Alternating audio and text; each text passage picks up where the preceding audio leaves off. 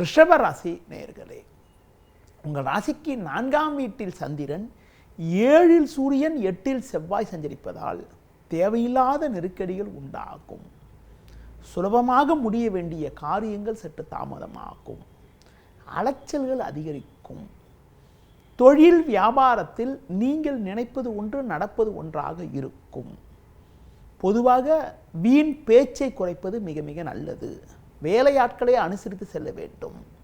தொழில் தொடர்பான முக்கிய விஷயங்களை பொதுவேளையில் பேசாமல் இருப்பது நல்லது.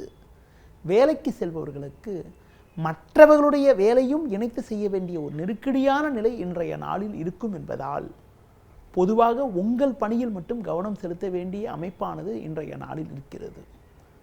வீண் வாக்குவாதத்தை தவிர்க்க வேண்டும். தேவையற்ற பயணங்களை தவிர்ப்பது மிக மிக நல்லது. இன்றைய நாளில் முருக வழிபாடு மேற்கொள்வது மிகவும் நல்லது.